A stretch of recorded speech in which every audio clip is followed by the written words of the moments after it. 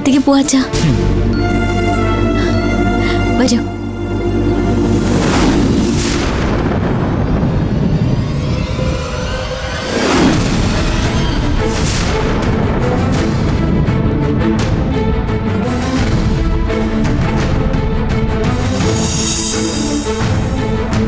ഗംഗ നന്ദിനിയുടെ സഹോദരിയാണെന്ന സത്യം എങ്ങനെയെങ്കിലും ഗംഗയെ പറഞ്ഞ് മനസ്സിലാക്കാൻ നീയും ഒരുപാട് കഷ്ടപ്പെട്ടു.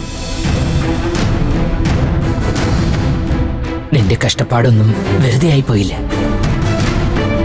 ഗംഗയെ നന്ദിനിയെ കുറിച്ച് മനസ്സിലാക്കി.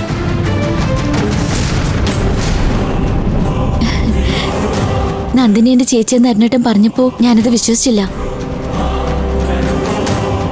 എന്നാ ഇന്ന് എനിക്ക് ആ കറുപ്പൻ സ്വാമി തന്നെ എനിക്ക് വിശ്വാസമാകും പോലെ എല്ലാ സത്യങ്ങളും വെളിപ്പെടുത്തി തന്നു.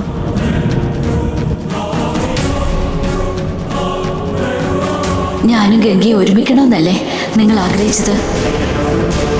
ആ ആഗ്രഹം കറുപ്പൻ സ്വാമി തന്നെ നടത്തി തന്നില്ലേ? ഇനി ഞങ്ങൾ തമ്മിൽ യാതൊരു പ്രശ്നം ഉണ്ടാവില്ല.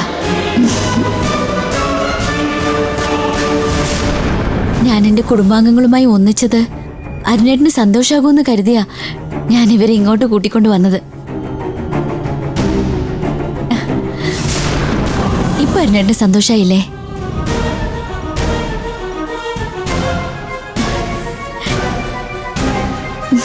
ഇനി അരുണേട്ടന് ആഗ്രഹിച്ച പോലെ തന്നെ ആയിരിക്കും ഞാൻ ജീവിക്കുന്നത്. നന്ദിനിയുടെ കൂടെ നിന്ന് എന്തെല്ലാം എനിക്ക് ചെയ്യാൻ പറ്റുമോ അതെല്ലാം ഞാൻ ചെയ്യും അരുണേട്ടാ. എന്താ ഇത്? ഞാൻ ഇത്രയൊക്കെ പറഞ്ഞിട്ടും അരുണേട്ടൻ എന്താ ഒന്നും മിണ്ടാത്തത്?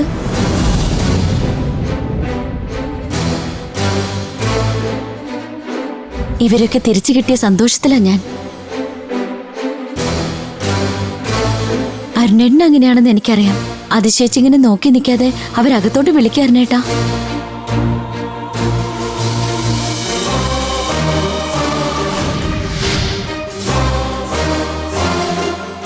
നീ മാത്രം വാ, അവരാരും ഈ വീട്ടിലേക്ക് കയറണ്ട.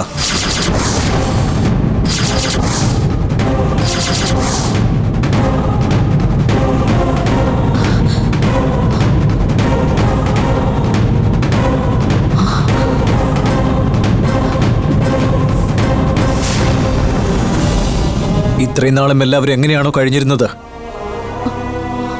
അതേപോലെ തന്നെ തുടരുന്നതായിരിക്കും നല്ലത്.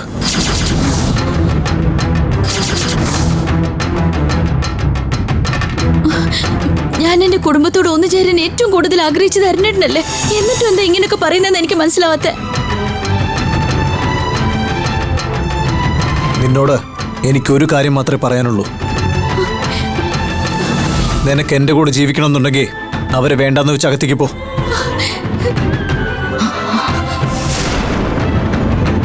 അതല്ല അവരുടെ കൂടെ കഴിയാൻ ആഗ്രഹമെങ്കിൽ ഇപ്പൊ തന്നെ അവരുടെ കൂടെ പൊയ്ക്കോ.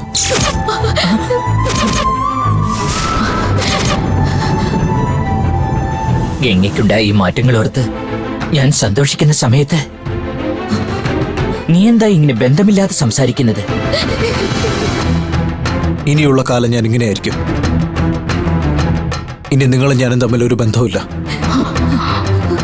അതുപോലെ തന്നെ ഗംഗയുടെ കൂടെ ഞാൻ ജീവിക്കണമെന്നുണ്ടെങ്കിൽ നിങ്ങൾ ഇവിടെ വന്നു പോകരുത്.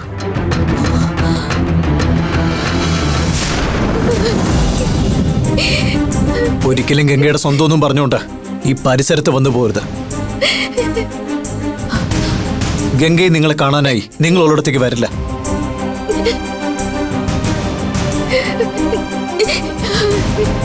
നിങ്ങൾ എന്റെ വാക്കിന് വില കൽപ്പിക്കാതെ ഞാൻ അറിയാതെ എപ്പോഴെങ്കിലും കാണാൻ ശ്രമിച്ച ഞാനും ഗംഗയും തമ്മിലുള്ള ബന്ധം അതോടുകൂടി അവസാനിച്ചിരിക്കും.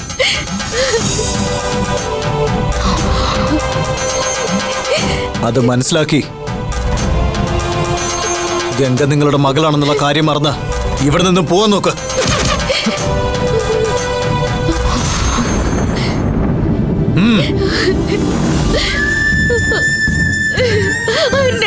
ഞാൻ പറയുന്ന കേക്ക് അരുണേട്ടാ, അരുണേട്ടാ.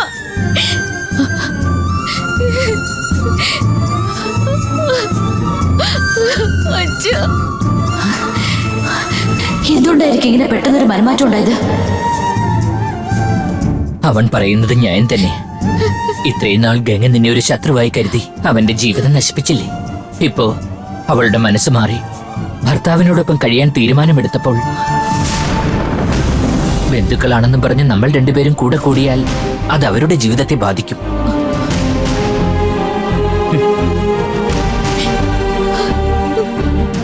ഗംഗേ, ബന്ധങ്ങൾ കൂടി ചേർന്നാലും അത് നിലനിൽക്കണമെങ്കിൽ അതിനൊരു ഭാഗ്യം കൂടിയേ തീരൂ. നമുക്ക് മാത്രം ആ ഭാഗ്യം ഇല്ലാതെ പോയി.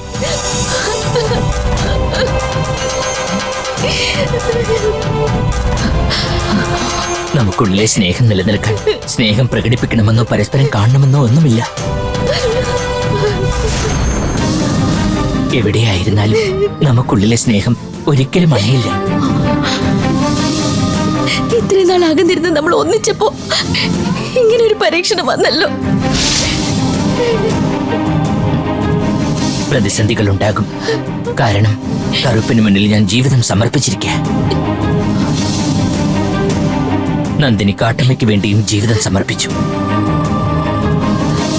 ദൈവത്തിനു വേണ്ടി മാത്രം നിലകൊള്ളുമ്പോൾ ഞങ്ങൾക്ക് സ്വന്തം ബന്ധങ്ങളോ ആശാപാശങ്ങളോ ഉണ്ടായാൽ ആ ദൈവം തന്നെ പ്രതിസന്ധികൾ നൽകി ഞങ്ങളെ അതിൽ നിന്നൊക്കെ അകറ്റും.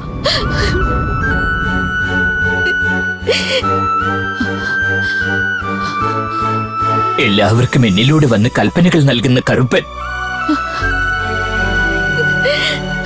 ഇപ്പോ അവനിലൂടെ വന്ന് വീട്ടിനുള്ളിൽ വരാതെ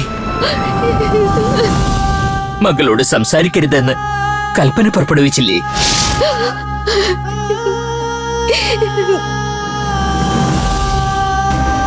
നമ്മളുടെ അകൽച്ചയെക്കുറിച്ച് ഓർത്ത് എനിക്കൊരു വിഷമവുമില്ല. എന്നാൽ നീ ഈ കുടുംബത്തിന്റെ വിളക്കായി മാറണം. നിന്റെ ഭർത്താവ്, കുട്ടികൾ, അവരുടെ സന്തോഷത്തിനായി നീ ജീവിക്കണം. നീ അങ്ങനെ ജീവിക്കുന്നതാണ് ഞങ്ങൾ രണ്ടുപേരുടെയും സന്തോഷം.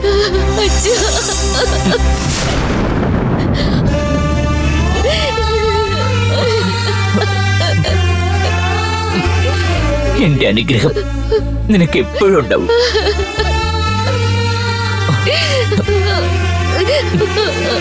നീ നന്നായി ജീവിക്കും മോളെ. ഒന്നുമില്ലടാ.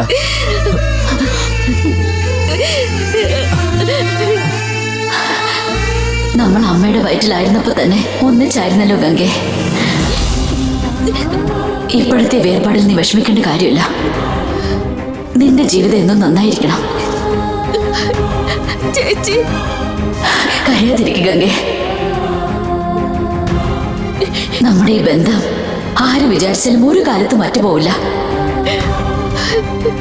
ഞാൻ എവിടെയാണെങ്കിലും എന്റെ മനസ്സ് എന്നോടൊപ്പം തന്നെ ഉണ്ടാവും. നീ അകത്തേക്ക് പോ. പൊയ്ക്കോ മോളെ.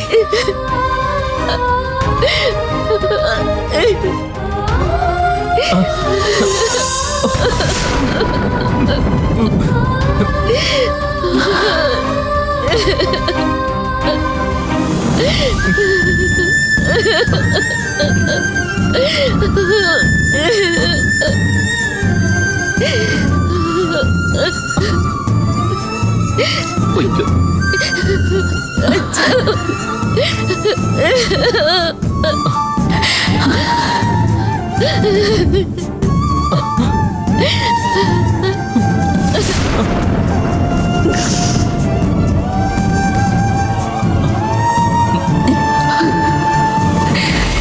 ഇറങ്ങാം. വാ.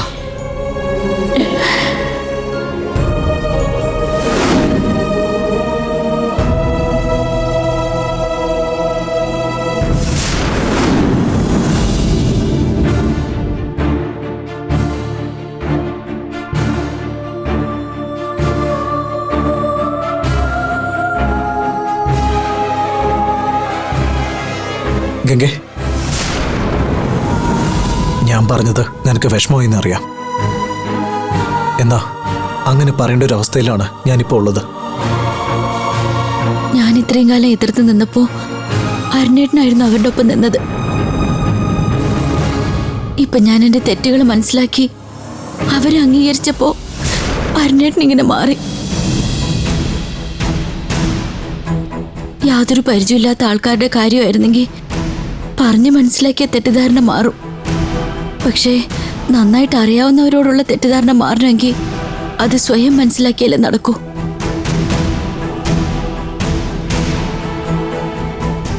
അരുണേട്ടന്റെ മനസ്സ് മാറുന്നത് വരെയും ഞാൻ കാത്തിരിക്കാൻ ഒരുക്കാം. അത്രയും നാൾ അരുണേട്ടൻ പറയുന്നത് പോലെ തന്നെ ഞാൻ അനുസരിക്കാം. എല്ലാ സത്യങ്ങളും അറിയുമ്പോ നീ അവരുടെ ഒപ്പം പോകുന്ന ഞാൻ വിചാരിച്ചേ. എന്നാ നീ എന്റെ കൂടെ തന്നെയുള്ളത് എനിക്ക് ഒരുപാട് സന്തോഷമായി ഗംഗെ. ഇനി അരുണേട്ടന്റെ സന്തോഷത്തിന് വേണ്ടി മാത്രമായിരിക്കും എന്റെ ജീവിതം. ഞാൻ നിന്നിൽ നിന്ന് ഇതാണ് ആഗ്രഹിച്ചത്. അച്ഛന്റെ സ്ഥാനത്തിരുന്നപ്പോ നമ്മുടെ ഈ കുടുംബം നോക്കാൻ നീ അല്ലാതെ വേറെ ആരുമില്ല. ഇനി നീ നമ്മുടെ കുടുംബം നല്ലപോലെ കൊണ്ടുപോകണം. നാളെ അച്ഛന്റെ തിഥി ദിവസമാണ്. നമ്മളെല്ലാവരും അച്ഛന്റെ ആത്മാവിന് ശാന്തി ലഭിക്കാൻ വേണ്ടി എന്തെങ്കിലും ഒന്ന് നാളെ ചെയ്യണമെന്ന് മഞ്ജു ആന്റി പറഞ്ഞു.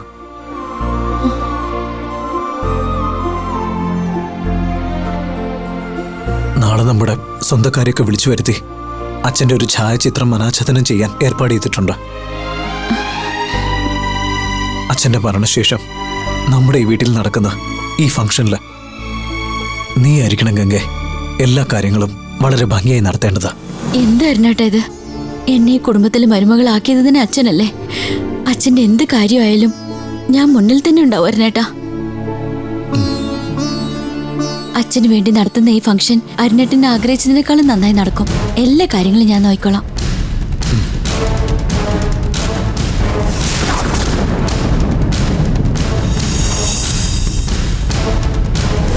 കാട്ടമ്മയുടെ കാൽ ചുവട്ടിലെ കാലചക്രങ്ങൾ മോഷ്ടിച്ചതിനുള്ള ശിക്ഷയാണിത്. രാജശേഖര,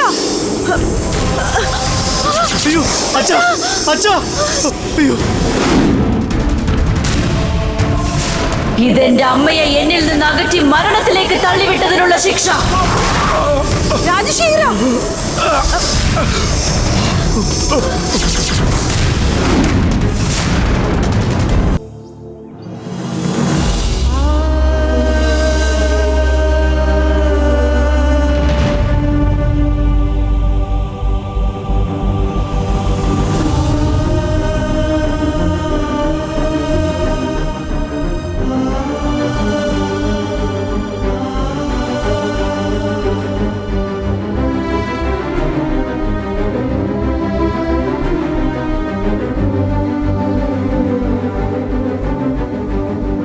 അരുൺ, ഈ സമ്പ്രദായമൊന്നും നമ്മുടെ കുടുംബത്തിൽ ഇല്ലാത്ത കാര്യങ്ങളാണല്ലോ. പിന്നെ മഞ്ജു പറഞ്ഞുകൊണ്ട് മാത്രമാണ് ഞാനിത് സമ്മതിച്ചത്. അടുത്ത എന്താ ചെയ്യേണ്ടതെന്ന് അവള് പറയും. അത് കേട്ടിട്ട് നീ വേണ്ട പോലെ ചെയ്താൽ മതി. ഇതിപ്പോ ഒരു ചടങ്ങോ സമ്പ്രദായമോ ആയിട്ടൊന്നും കരുതണ്ട. ഏട്ടനെ എല്ലാവരും മനസ്സിൽ വിചാരിച്ചുകൊണ്ട് ഇവിടെയുള്ള ഓരോരുത്തരും ഏട്ടന്റെ ഫോട്ടോയിൽ പൂക്കൾ അർപ്പിച്ചുകൊണ്ട് പ്രാർത്ഥിക്കേ വേണ്ടൂ. ശരി, വാ, നീ തന്നെ ആദ്യം പുഷ്പാർച്ചന ചെയ്യ. അരുണല്ലേ ഏട്ടന്റെ അനന്തരാവകാശി, അപ്പൊ അവൻ തന്നെ തുടങ്ങട്ടെ. ഒന്ന് പൂവിട്ട് പ്രാർത്ഥിക്കും മോനെ. വാ അരുൺ.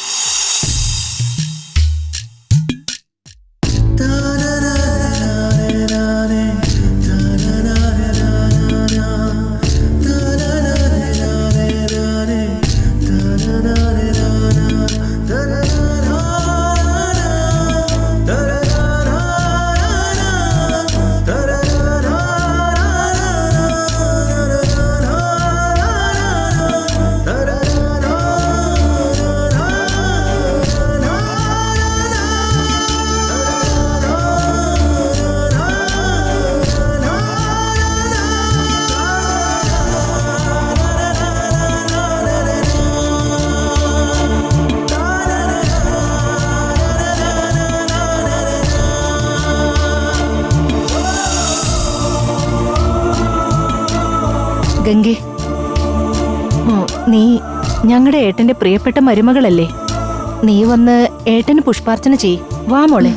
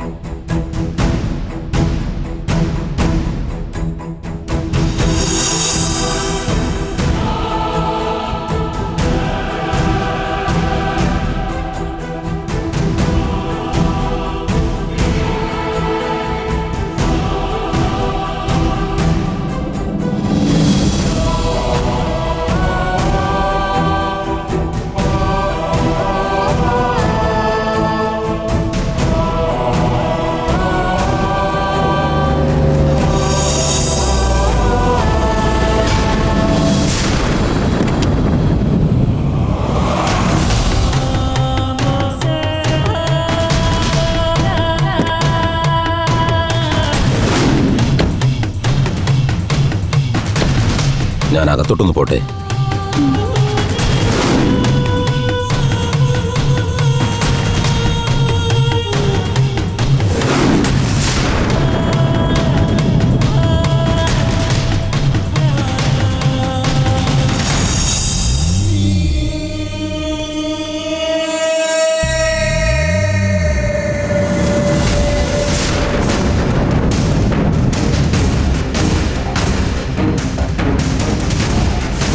അപ്പൊ പിന്നെ എല്ലാരും പുഷ്പാർച്ചന ചെയ്ത് കഴിഞ്ഞല്ലോ അല്ലേ? പുഷ്പാർച്ചന നടത്താൻ ഇനി ആളുകളുണ്ട്.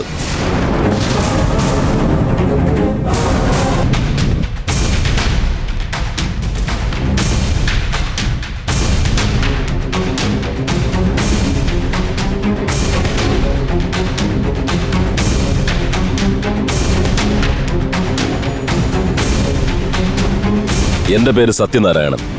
ഞാൻ രാജശേഖരന്റെ ബെസ്റ്റ് ഫ്രണ്ടാ.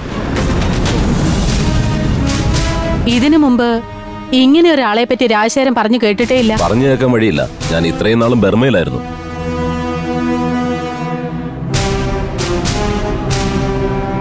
രാജശേഖരന്റെ മരണവിവരം ഞാൻ ഇപ്പോഴറിഞ്ഞ ഉടനെ പുറപ്പെടുകയായിരുന്നു. എന്തായാലും വന്നത് നന്നായി. അച്ഛന്റെ ചിത്രത്തിന് അർച്ചന നടത്തുകയായിരുന്നു. അങ്കിള് വരൂ, അങ്കിളും വന്ന് പൂക്കളിട്ടോളൂ. അതിനു മുൻപായി നിങ്ങളോട് എനിക്കൊന്ന് തനിച്ച് സംസാരിക്കണം. ഇവിടെ ഉള്ളവരൊക്കെ എന്റെ ബന്ധുക്കൾ തന്നെയാ. എന്താണെങ്കിലും പറഞ്ഞോളൂ. അതിപ്പോ എല്ലാവരുടെ മുൻപിൽ വെച്ച് പറയാൻ പറ്റിയ കാര്യമല്ല. അത് സാരമില്ല, പറഞ്ഞോളൂ. രാജശേഖരൻ എന്റെ കയ്യിൽ നിന്ന് കുറച്ച് കടം വാങ്ങിയിരുന്നു.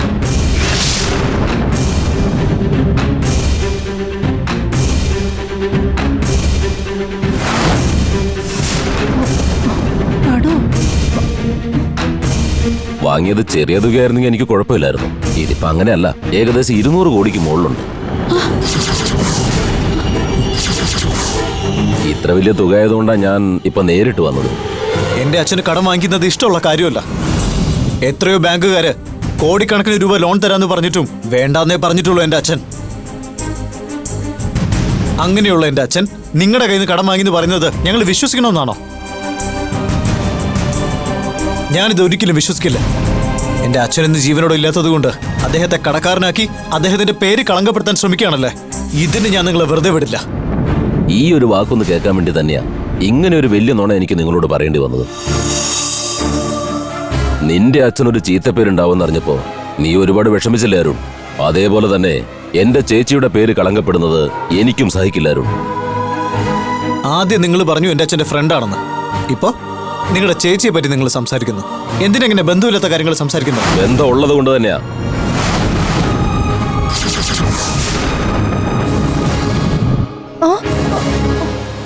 നിന്റെ അച്ഛന്റെ ഭാര്യയാണ് എന്റെ ചേച്ചി.